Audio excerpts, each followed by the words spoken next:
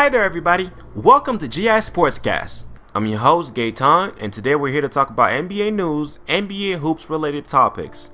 Where today we have plenty of stuff to talk about. Okay. First off on the list, Ty Lue and the Lakers.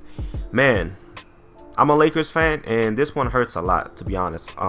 Just like thinking about it, since Kobe downhill side, it just has not been the same for my Lakers. Actually, man, we went through a lot of pain. My Lakers fans know that we went through a lot of pains in the past couple years or so, man. I thought there was gonna be hope this year after we got LeBron, but it seems like that's not the case.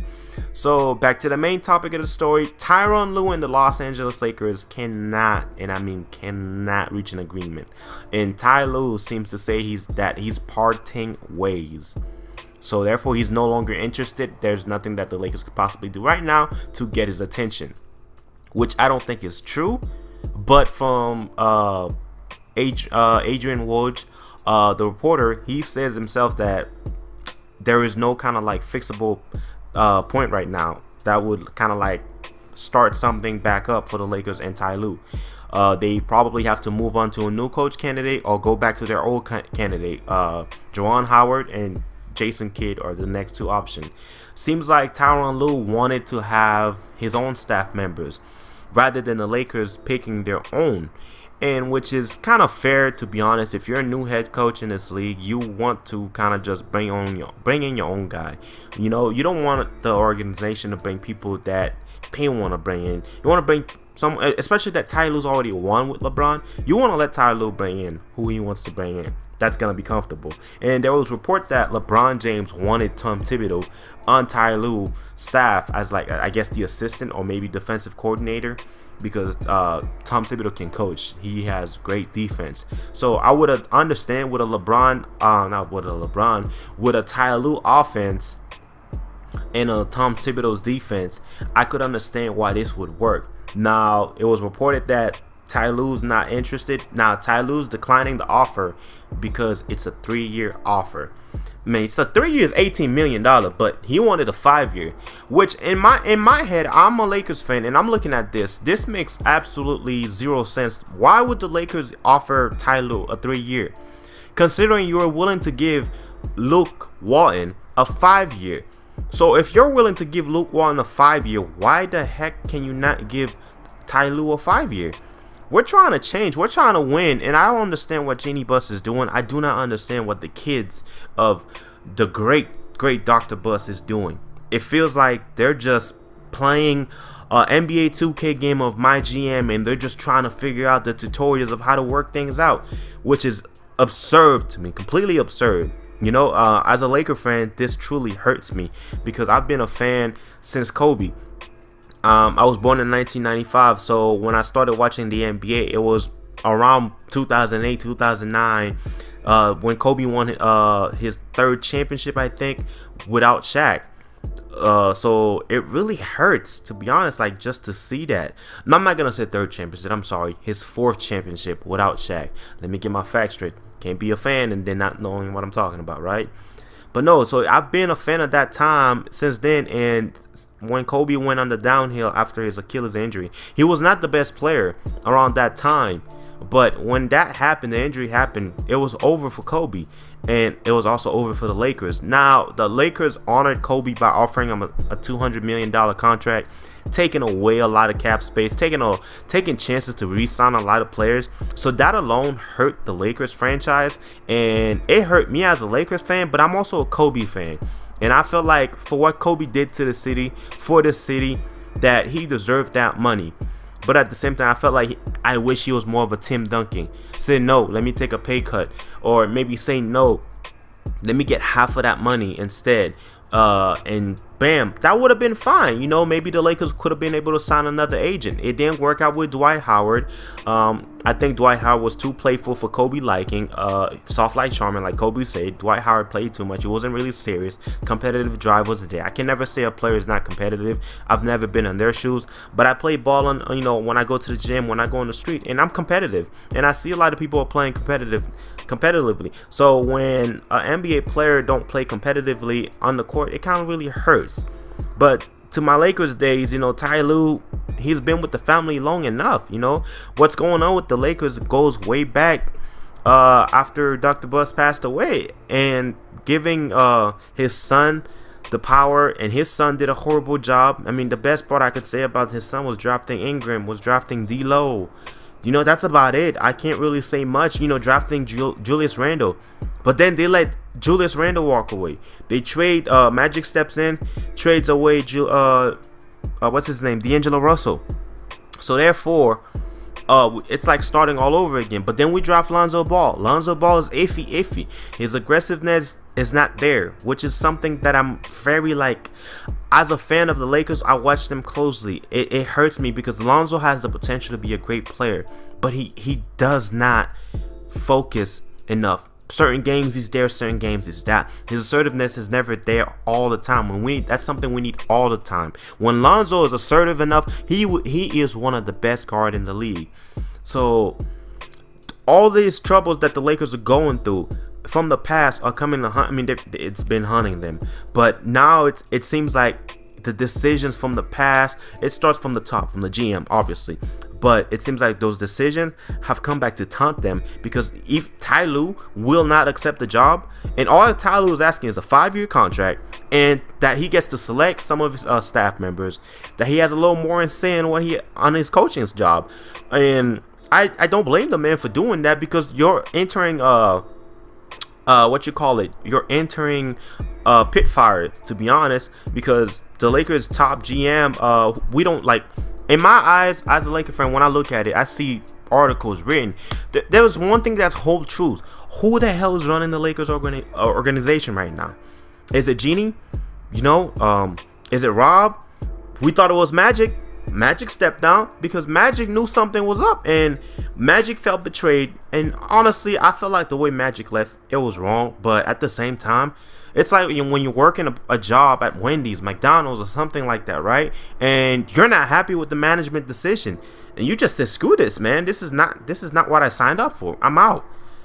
That's what Magic did, and I don't blame him for that. If the thing's going the opposite way where it should be going, then yeah, you have to step down. So for Ty Lue to deny the job after all the Laker history, yeah, I can't blame Ty Lue for doing that, man. It is very hard to just sit there and just, come on, man. Just offer the man the job. 5 years. All he wants is 5. 5 years. He didn't say he wants 6. He didn't say he wants 8. You're trying to give him 3. Cut him short in case things don't work out. But at the same time, you already screwed up with Luke Walton. People were already pointing blame at Luke Walton. Luke Walton did a fantastic job, in my opinion. He had less to work with. And not you guys didn't give him enough. If I seen Luke Walton coach, if you give him enough to work with, he can actually coach his ass off. But you're not giving him enough. Of course, his rotations are very questionable, but at the same time, it's the talent that you have on your roster. That's what makes it questionable. He likes to use all his roster spots that are given to him. Now, you could say, well, he didn't use Zubac enough. If Zubac was not part of his roster spot because he didn't think Zubac could ball out, then that's a Luke Walton problem, But Ty Lue, on the other hand, he's won a ring. He won one in Cleveland with LeBron. He knows how to mesh with LeBron. So if I were you, I would just hire him. But I guess that's not the route the Lakers want to go with. So if you have something to discuss about that, feel free to leave that in the comment, because I think the Lakers are very misbehaving right now, poorly being run. I don't know why Rob Pelinka is the GM. It should be somebody else, but we'll discuss that on another podcast, possibly next Wednesday. But now let's move on to the next topic. I was on Twitter, and something came up on Twitter where Jamal Murray says that he thinks he is better than Steve. Okay, first of all, let me not put words in this man's mouth. First off, the man said he is the best Canadian player. Now, come on, Jamal. Please, man. Do you understand the words that are coming out of your mouth right now? Do you? Because, my man, you haven't even been in this league for 5 years yet. You haven't even been in this league for freaking 10 years yet. You cannot just sit there and say you're you're the greatest Canadian basketball player. No. Are you forgetting Steve Nash? Are you forgetting Steve Nash? So far throughout your seasons, all right? This is just your, career. You're only averaging 14.8 points per game. And I'm assuming that Steve Nash, his career, he's only averaging what? I think about the same number. Let me look it up. 14.3 points per game. So, about 5-point differential, you could say. But at the same time, Jamal, come on, man. You're disrespecting the great Steve Nash, okay? You're having a good 2019 season, 2018-2019 season, averaging 18.2 points per game, 4.8 assists. It's not bad. It's really not bad, Jamal. You're doing good. You're showing out in the playoff. I gave you prop for actually busting your ass in that Denver game the other day against Portland, where you were limping everything. You were out of it, man, and you busted your ass, man, and you gave it out on the court. So therefore, I'm giving you your props where credit is due. But to say that you're a better shooting guard, to say that you're a better Canadian player, I'm not saying you say you're better than Steve Nash, but that's essentially the vibe that we're getting here. That's essentially the vibe that I'm getting there. Steve Nash was a great basketball player. Of course, without the D'Antoni system, Steve Nash wouldn't be Steve Nash. But at the same time, Steve Nash, Steve Nash did something when he got to Dallas, though. I'm pretty sure his second year in Dallas, Steve Nash was averaging 17.7 points per game. Now, the highest Steve Nash has achieved throughout his career is actually 18.8 points per game. That was with the 05-06 Phoenix Suns. So, honestly, Steve Nash, look, man, he's better than you. Now, your career is not over yet, Jamal. So I'm not gonna sit there and say he's better than you entirely, because this is a two different career field, right? Like path right now. Yours is just starting, his ended. So I can't sit there and say you're better than him, and I can't sit there and say Steve Nash is better than you. Now, if you can somehow improve your point per game, can become a much better shooter than Steve Nash. You're already a good shooter as it is. So if you can even improve that more, your free throw shooting, and then your playmaking ability, that's when I think I could give you the edge of saying Jamal Murray is probably the best Canadian player that ever came out. And you know what? That'd be fair. And then we could do comparison, career stats comparison, how much seasons you played, how many historic moments you had, clutch performance, all that stuff, your playmaking ability, your defensive ability. We will all discuss that. But until then, Jamal, I think you need to take a chill pill, my guy, because you're disrespecting Steve Nash. All right? So on to the next topic after this one. Scottie Pippen and Kenyen Martin Jr. So Kenyen Martin Jr. I think is going to go to Vanderbilt College, joining Scottie Pippen Jr.'s son. Scottie Pippen's son, Scottie Pippen Jr. Let me get that out the way, okay? But anyway, Kenyen Martin Jr. will join Vanderbilt College to play with Scottie Pippen. So I don't know why, but I just thought this was something very interesting to add to my podcast today. I think you guys are missing the point with these kids right now. They could create a duo in that school that could actually torment the NCAA, game the playoff, not the playoffs, the NCAA tournament next year. And I'm someone that's rooting for that. I felt like I had to add that to it. Maybe it was forced, maybe it was not forced, but just looking at it, I think those two, considering Scottie and Dennis Rodman, considering Scottie was a great legend, for the Bulls. People say Michael Jordan carried his ass. I'm saying no. Scottie Pippen helped Michael Jordan. Let's not get off topic after that, though. Kenyen Martin was a great hustle player, and he had a lot of heart. Very much heart for Kenyen Martin. So his son could potentially get in the NBA and become a much better player than his father was, and kick some booty. Kick some butt. Same thing for Scottie Pippen Jr.'s son. He could get in the NBA and become an elite, a much more elite player than his father was. So I feel like that was something that needed to be added. I think them playing together would actually bring out the competitive fire with each other out. So I think that's something I felt like I had to mention in this podcast. We're getting close to our short list. I didn't make a big list. I just had to make something out just to kind of test out the water. So the next topic, now this one's kind of big. It's big because it was blown up all over social media. Max Kellerman, first take ESPN analysis. He said, in a question that was asked, under pressure, is Kawhi Leonard better than Kobe Bryant? Without hesitation, Max Kellerman said yes. Now, I am a great Kobe Bryant fan. I am a great Kobe Bryant defendant. So, I'm not going to let my biased opinion get in the way of giving you guys the truth to this. Believe it or not, Max Kellerman is right. Kobe Bryant is the best all-time shooting guard to ever play the game. In my opinion, I put him ahead of Jordan. But his numbers at times do not, put him ahead of the GOAT category. So therefore, a guy like Kawhi Leonard under pressure, when you say, is he better than Kobe? Yes, under pressure. But guess what? This is where I also disagree with Max. I'm not going to contradict myself here. I think under pressure, Kawhi is great. But that's because Kawhi didn't have to do what Kobe had to do. They played in a different era, okay?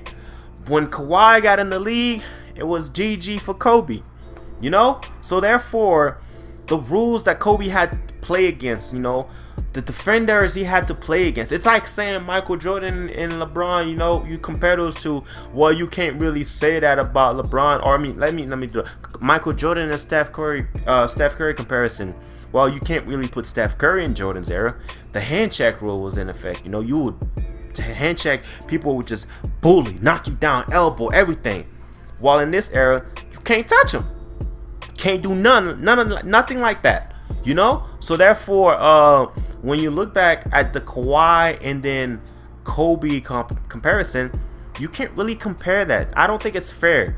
Kobe tenure in Los Angeles, it was great. He had his moments, and in his era, to his defense, he had to take a lot of bad shots. I mean, have you seen the team Kobe had? Smush Parker. That's the name I'm throwing out there. Okay? When Kobe had something to work with, now I'm not going to act like Kobe ain't had players to work with. Beginning of his career, he had nothing but legends with him. Okay? The Lakers went on a slump. I'm glad he stayed even though he wanted out. But the Lakers went on a slump after winning the 3 titles. Shaq got booted out by Kobe. Kobe regretted that. They said Shaq, Kobe carried Shaq. They said Shaq carried Kobe.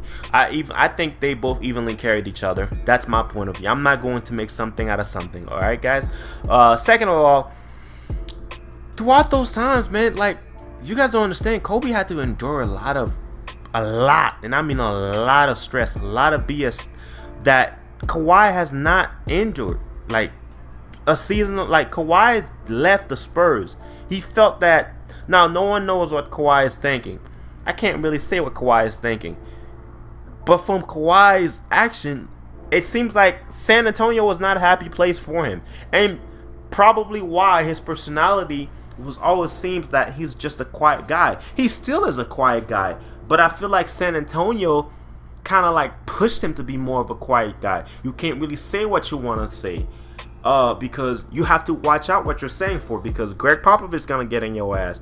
The GM's there is going to get on your ass. The owner's going to get on your ass. So, therefore, there's a lot of stuff that Kawhi didn't go through that Kobe had to go through. Kawhi, yes, he's been very efficient on go-ahead basket, but has Kawhi been holding the ball for the entirety of the time? No, Kawhi just started doing that in Toronto, and because of that, this man Kawhi is having his best season in Toronto. This man Kawhi is averaging 26 and 6 right now.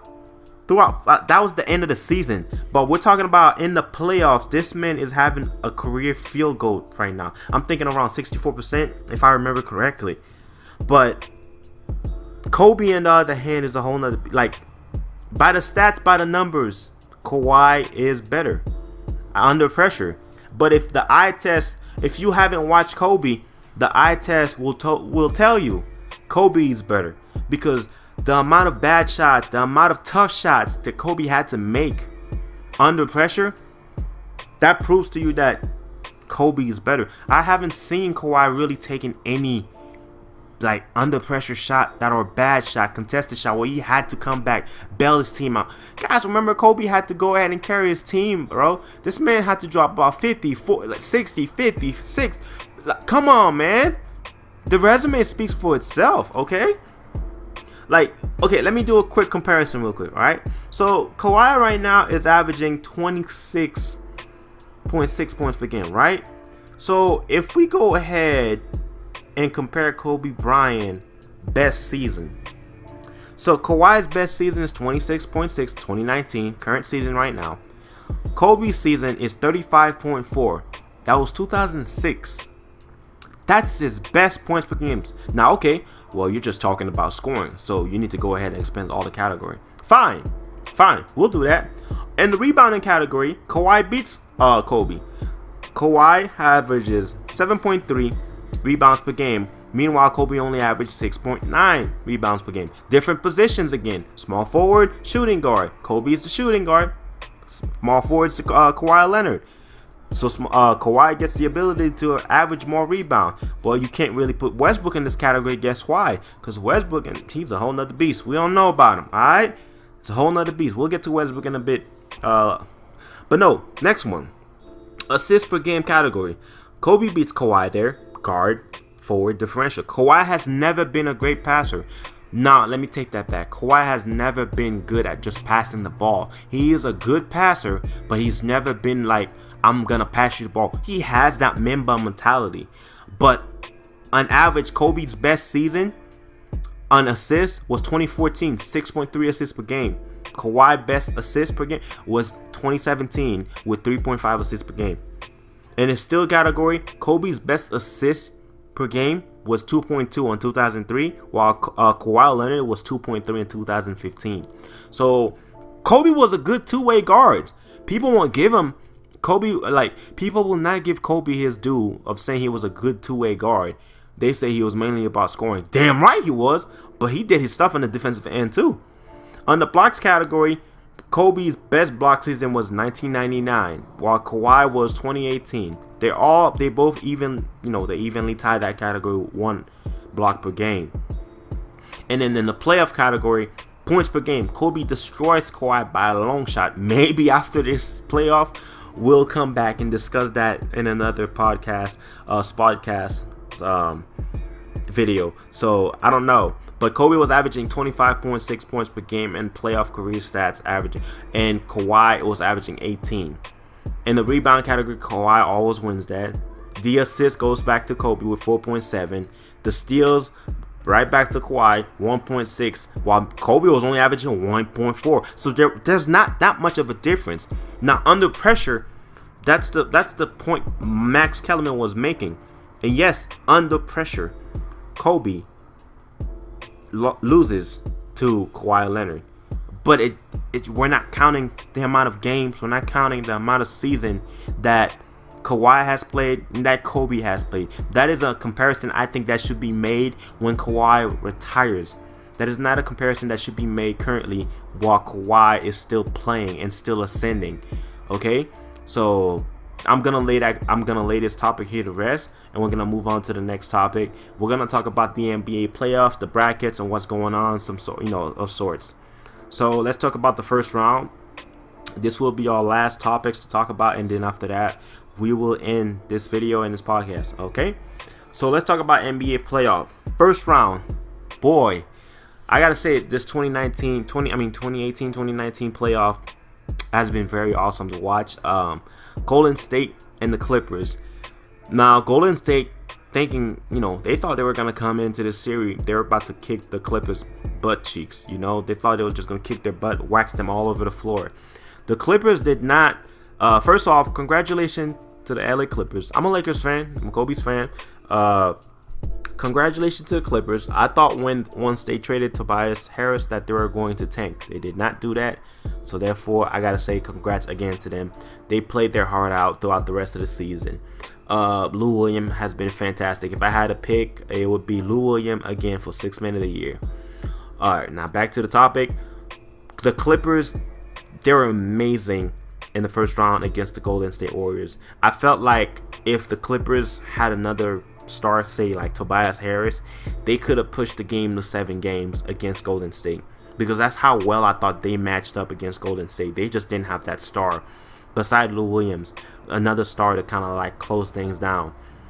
But Patrick Beverley was actually getting on Kevin Durant's nerve. Now, to Patrick Beverley, I gotta say, why would you do that? Because you only made Durant better. That man went on a rampage against you, shooting over you, everything. But that's something I would never want. Like, if he's 7 foot, I'm only 6 foot. Why would I even try to push this man's button, right? Yeah, we're not doing that. But anyway, the first round with the Golden State and the Clippers was amazing to watch. Kevin Durant showed out well. Steph Curry and the boys, Klay Thompson, were struggling still. They're very cocky. They were very confident. They felt like they could have just beat about anybody. They felt like they could have just done they could have just sweep the Clippers. That's how cocky they were. But it didn't happen that way, and it took some wake up calls for them to actually realize, oh shit, we could actually lose this series. Yeah. Now the second and 7th seed, the Spurs and the Nuggets, that series went to 7 games.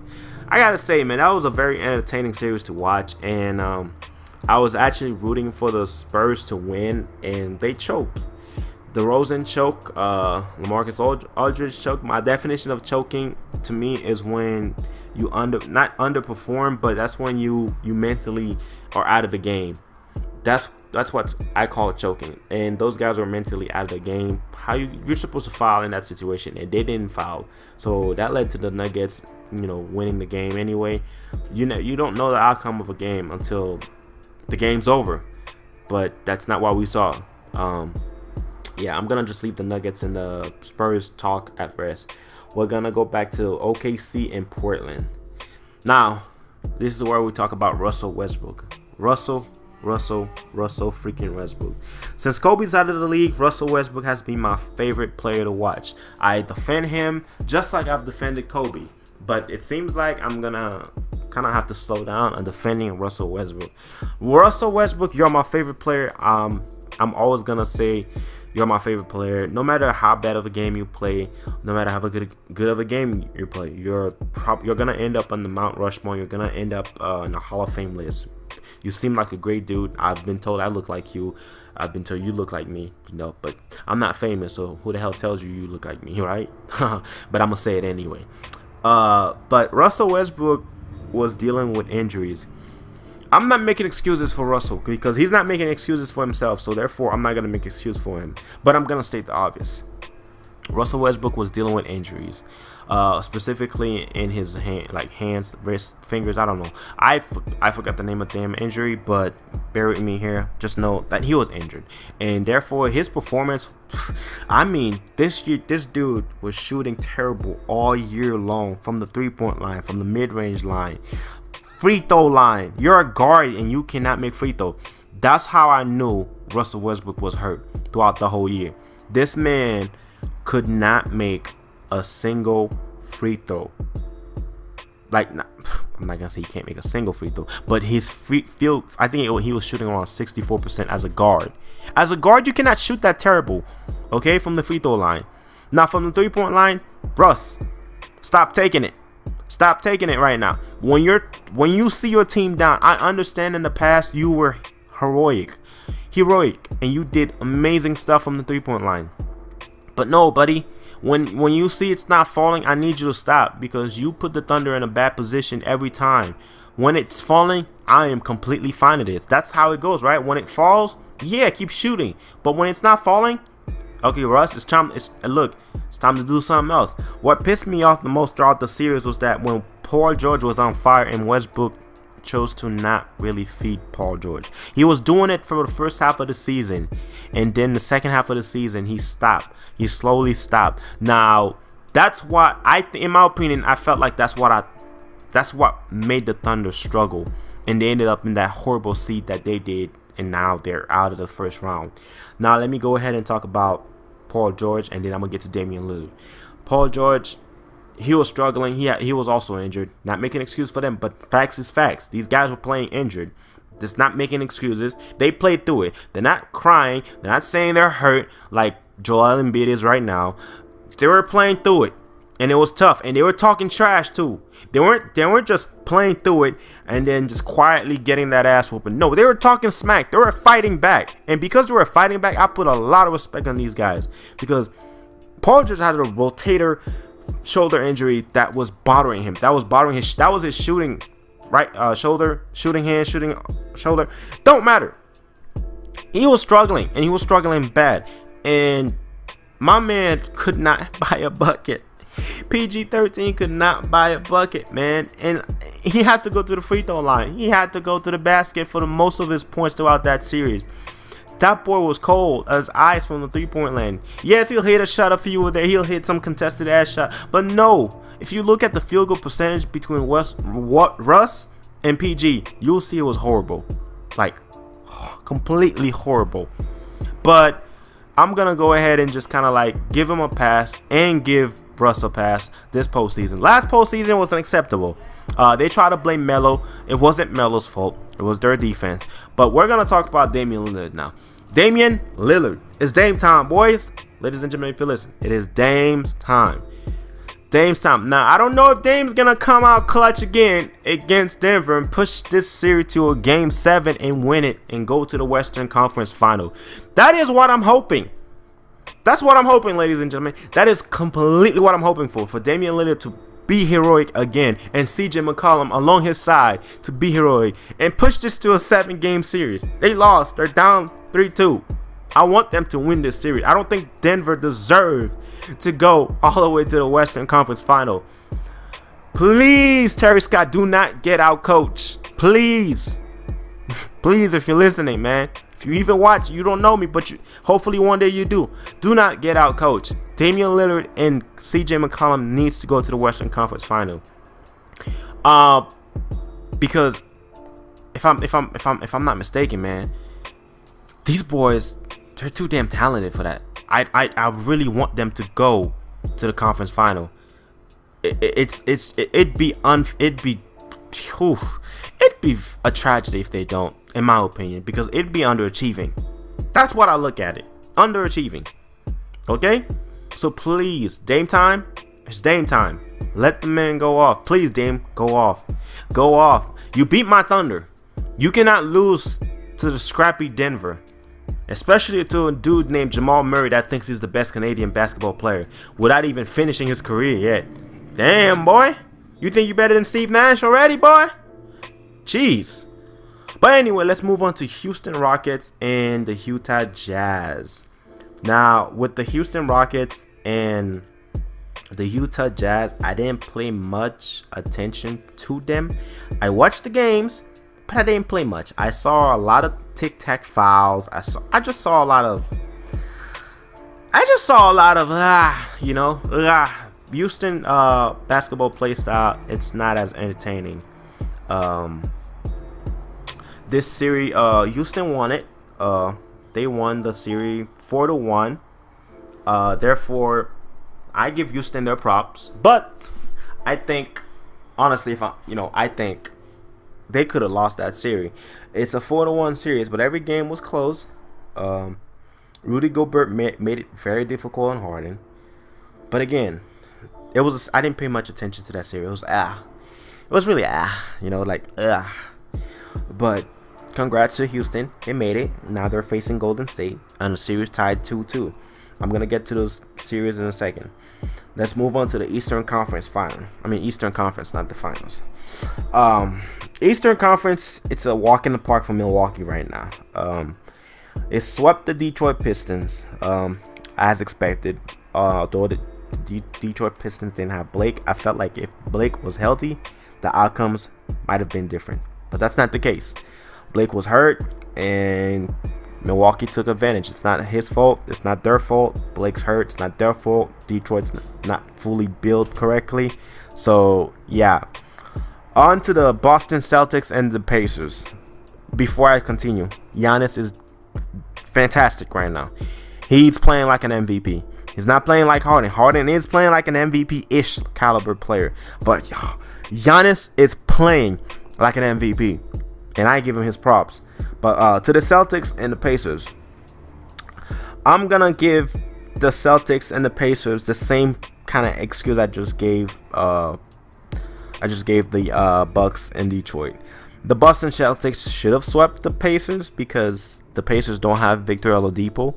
And if they had Victor Oladipo, the series could have gone to 7 games or 6, in my opinion. So, congrats. I don't have much. I think Kyrie was amazing in that series, but even then he had his ups and downs. But again, it's the Pacers. That's what you're supposed to do.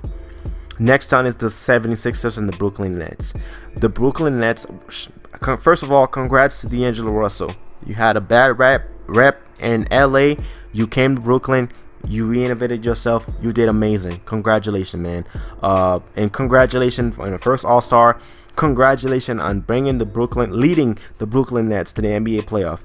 It's not the season you wanted, how it ended, but guess what? You did amazing enough to bring them to the playoff and potentially draw eyes and attention and possibly signing a Kawhi Leonard, a Kevin Durant, a Kyrie Irving. We don't know, but congrats. And the Sixers, they took care of business. It was a lot of nip and tuck. Jared Dudley, Ben Simmons. It's nothing that really, I mean, it makes for good news, it makes for great views, but for me, I just looked at it as, Toronto and Orlando. Orlando came in this, they shocked the world, winning 1 game. Yay. But come on, man. Did you really think the Raptors were going to lose that series for 1 bit? I didn't panic. I know for a damn fact I didn't panic. So, again, Raptors came in, they did what they had to do, took care of business, and they was up out of here. So we're going to go back to the Western now, and then we'll finish off with the East, and I will probably end my podcast for the day. The Houston Rockets and Golden State. It is a 2-2 series. It's amazing, right? 2-2 series. These guys are in the same position that they were last year. Except this time with Golden State having home court advantage. I felt like with the injuries, Houston took a huge downfall. Without the injuries, without all the Melo trade talks, without Melo being bad chemistry, without all those players that they ended up trading, letting Trevor Ariza walk away, Houston ended up being the fourth. If they had all these problems disappeared, they could have been the number 1 seed again with how James Harden was playing. But no, that's not what happened. So therefore, they're in the 4th seed. But thanks to James Harden heroic, they're in the 4th seed, because if he was not, they would have probably been the 8th seed facing first round exit. Hasta la vista. Chris Paul is actually healthy, and because Chris Paul is healthy, they have a chance of taking down Golden State. I'm not saying they will. They just have the chance. They've had the chance for the past year. Last year, they choked miserably. Completely choked. You cannot go 0 for 27 from downtown. You can't. First of all, Mike D'Antoni, I understand. You live and die by the 3. But my man, you're up. If you're up, why in the heck do you keep shooting 3s? And you did it in this series last game. You were up. You nearly lost the game. Well, I'm not going to say lost. The game nearly went to overtime again because you guys were up and you kept shooting 3s. I get it, you want to live and die by the 3, but damn it, if you're up, attack the basket, man. Go hit some layups. Go hit some mid-range. Stop shooting all these 3s. It's a recipe for disasters. When you have the lead, it's fine. But when you're losing or have a chance at losing, it is not fine. That's my rant here against Houston. But I have no picks in this series because it could go either way. Houston could pull off the upset, and Golden State could just do what Golden State is supposed to do. So I really have no picks. Portland and Denver. Now that is a good series. Series currently 2-3. I feel like this is a series that will go to Game 7. I'm hopeful Damian Lillard and the Denver Nuggets can pull it. Can have a. Wait, what the heck did I just say? I'm hopeful that Damian Lillard and Portland Trailblazers could actually pull this off and beat the Denver Nuggets. I think they're much more talented than the Denver Nuggets are. So therefore, I really hope they can actually beat them, because first of all, it would be great. It would be great to see either James Harden versus Damian Lillard, or because remember what happened the last time Portland faced Houston. Damian Lillard hit a game winner, send them home fine, kind of like what he did to Paul George. But either way, it would be great to see those two, or it would be great to see Damian and Steph go at it. Put Steph in that pick and roll, completely annihilate Steph. You saw how Kevin Durant was defending the pick and roll with James Harden and Steph guarding James Harden. Freaking Kevin Durant just kept saying, "Go away, I got him." It don't matter how hard of a screen it was. Kevin Durant got right back in front of Harden, so he wants to guard and make sure that there's no exploit. Which, you know, I was like, okay, this is actually working. But he didn't do that with Chris Paul. So, well, he semi did it. But again, right? Now, let's talk about the series currently playing right now. It is Milwaukee and Boston.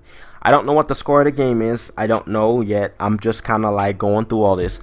Boston and Celtics. I had the Bucks winning anyway. But look, Kyrie is one of my favorite players. I think Kyrie is the best skilled ball handler ever. Better than Allen Iverson. I love AI. I'm going to take heat for this. But Kyrie is far much more of a better dribbler than Allen Iverson was. Allen Iverson invented the crossover. He was deadly with it. But my man, I'm sorry. Kyrie is much more better. Kyrie could take ankles with his eyes closed. Like, this man is that much deadly with the ball, okay? I might as well just call him the professor instead of Uncle Drew. But that's how deadly Kyrie is. But it is sad to see Kyrie go out like he's gonna lose. I don't know if he's gonna lose this game. I'm kind of hoping he loses this game, because I don't want to see another game of Kyrie losing to the Bucks. Come on, man, just let it go. You're not gonna be here with the Celtics. This is not the team that was handpicked for you. They feel like they're better without you. Which honestly I think they are, because without Kyrie on the court, they move the ball. I'm big on ball movement, but I'm also an isolation player. I like watching ISO ball too. Although James Harden ISO ball bores me to shit, but I don't mind it. But Kyrie, you cannot play ISO ball with the Celtic offense, considering you're killing the groove for them. You're killing Jason Tatum's groove. He felt like he was better without you. So therefore, he's gonna not perform the way he should perform, because he's like, I was better without this dude. Who the hell this dude thinks he is, coming in here thinking about, oh, I'm gonna hoop. You guys follow me. I know how to win. You know, Kyrie whining and bitching throughout the whole year. Out here putting some, like, come on, Kyrie. When Kyrie was out there just out here talking about LeBron, you know, I didn't know what LeBron was teaching me at that time. You know, I apologize to him for that, because I was not grown. Yeah, nigga, you're not, and you're still not grown, because you're doing blame games. You know, you're throwing shades at your teammate. That's something you gotta stop, Kyrie. You gotta stop that. Now, you may say you're not throwing shade, but guess what? Your answer says you're throwing shade, and the media is gonna look at it as in you're throwing shades. Okay. Like the last post, when you talking about you should have took 30 shots. No, nigga, you shouldn't have taken 30 shots. You should say I have to look back at the film and see what I have to do better to help my team win. Not sit there, I should have just taken 30 shots. No, Kyrie doesn't rock like that. I know you got that Kobe mentality. I love you for that. But when you're in the press conference, look, you got to be what the press wants you to be, which is clean, like LeBron James, clean. LeBron knows his ways around the media. He'll say the right stuff, okay? We're going to leave it at that and jump on Giannis. Giannis has been extraordinary. Giannis has been MVP caliber. Giannis should win the MVP this year. That's my take on this right now. In the whole series, the whole season, Giannis is the MVP. He's doing Giannis Greek freak shit. All right, simple. Next, Sixers, Raptors. Kawhi. Now, Kawhi under pressure is clutch. He's clutch. He's not better than Kobe Bryant. But if we're gonna go with the short career of Kawhi right now versus Kobe Bryant long-term career, yes, he's better. He is clearly better. Kawhi under pressure, clearly better. This man is amazing. Watching the series, this man, Did you guys saw this man dunk? First off, he dunked on Joel Embiid. Then he dunked on the whole team after that. These hands, this boy is a two-way defensive player, beast, offensive, minor. But when he's on, he is on, y'all. He's on. And I didn't think Kawhi had, look, because people were writing Kawhi off because Kawhi took a year off after he wanted out of San Antonio. Now, San Antonio should have traded Kawhi to Lakers. I'm a Laker fan, so I got to say that. But they didn't. They were like, we don't want to face you in the same conference. Or, yeah, they're like, we don't want to face you in the same conference. We're going to send you to the Eastern. Yeah, we don't have to see you. We'll only see you a few times, like twice, and then we're done with you. Simple. I was like, screw you, Spurs. But Kawhi got there. Kawhi's balling, guys. His rest stuff. His rest has completely helped him. When they were resting him throughout the season, it helped him big time because this man's balling. This man's shooting at least 64% from the field, man, and about, I think, 48% from the three-point line as well. Yeah, this man Kawhi is on another level right now. This man's, whew. And so it's gonna be a Milwaukee and Raptors matchup in the finals. Joel Embiid. I'm not gonna really get onto topic with Joel Embiid because Joel Embiid is hurt. He's sick. This man has a lot of stuff wrong with him. The real question is, Ben Simmons, where are you? Ben Simmons, where are you? I get it, Kawhi is really on your ass, but where are you, Ben Simmons? Because, whoa, that jumper is not there, my man. And everyone, look, I'm not even poking fun at you, man. I can't shoot myself. But, bro, when you can't shoot, you got to at least attempt a shot. You're not attempting a single shot. I'm getting up for this one. You're not attempting a single shot. Come on, Ben. You're open. You got to make the defense say, okay, he's making some shot. You're not attempting any of those. You're a liability for the Sixers. And because of that, the Sixers are going home early again. If you had a jump shot, you wouldn't have this problem. You had all last summer to take care of that. You didn't do that. You claim that you had, but we don't see the result. You said don't worry about it. We still don't see no result. Come on, Simmons. Don't worry about partying with the Kardashians, my guy. You need to work on that jumper. I'm saying all summer long, you need to hit up. You need to go to the gym. Constantly keep hitting jumpers. You talking about you want to work out with Magic Johnson. Magic Johnson was, he could at least hit his damn shots, buddy, when needed. So what about you? Are you going to hit yours?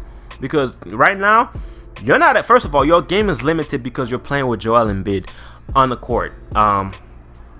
You have to give Joel the ball. But if you actually could shoot, your game would not be limited while Embiid's on the court with you. But because you can't shoot, you two don't go well with each other. It's obvious. It's on the court. The chemistry shown. Oh man. Well, you guys don't know what I'm talking about just because we're high-fiving. No, I know I see it on the court. You guys high-fiving don't mean crap.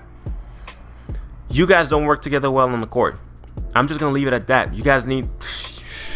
The process needs to be redone because they drafted a liability Joel Embiid with injury. They drafted a liability Ben Simmons whose ego will not say, I'm going to the gym and shoot 1,000 shots a day. No. That's not what Ben Simmons wants to do. So, again, this is crazy, like people with that much ego, like you getting paid millions of dollars and you will not do the right thing to take care of your team and yourself. I feel like your desire to be great is not what you're trying to do. So, again, Ben Simmons, you're killing the Sixers. Who do I have coming out for the East? I was gonna say the Toronto Raptors with how Kawhi is playing, but I can't. Look, I'll be honest with you. I will not pick who's coming out of the East. I cannot, because I feel like Kawhi can actually lock Giannis down. He can. I think Kawhi can lock Giannis down. Now, I'm not gonna say lock. I'm gonna say slow Giannis down. But if Kyle Lowry, Serge Ibaka, Pascal Siakam, and Danny Green and the rest of the crew for Toronto can show up, I can pick Toronto coming out of the East. But if they don't really show up, and Kyle Lowry's having on and off games, and Danny Green's going 1 for 7 from the line, yeah, it's gonna be a clear advantage that, you know what, I might as well make it. I'm gonna make it because I don't know what I'm gonna get from Kyle Lowry. I don't know what I'm gonna get from Danny Green anymore. I don't know. This right now it's a Kawhi Leonard show and a semi-Pascal Siakam show. Okay, so I'm just gonna leave it at that. I'm picking the Bucks to come out. For the West, I don't know yet. I don't know because I don't like. My gut's saying, Golden State's about to come out. They're going to the Western Conference. So yeah, Golden State going to the conference. But at the same time, I want to say Houston's going to the conference because the series are tied, and Houston could actually upset Golden State, take a game on the road.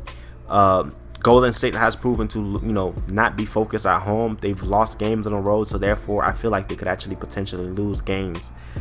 So that's about it, and I think that's all I have for today. I'm gonna have to go with, I'm not choosing. The Western is the conference I'm not gonna choose for. So yeah, the East, I'm gonna pick the Bucks. I said I wasn't gonna choose, but I realized I don't know what I'm gonna get from Kyle Lowry. I don't know what I'm gonna get from Danny Green and the rest of the crew, Ibaka and them. It's just a Kawhi and Pascal Siakam show. So that's not enough. So, even though Kawhi is playing like a Jordan S caliber player, Kobe S caliber player, I'm gonna have to stick with the Bucks because Giannis has just been a Superman, a freak on a mission. So that's my take to that. But thank you guys for listening. Thank you guys for watching. If you're new here, please be sure to leave a like, subscribe, comment, share the video if you thought that I knew what the heck I was talking about, that I'm worth listening to. Pretty much, guys. It is Gayton here, your host, signing out of GI Sportscast. Thank you for listening. Bye.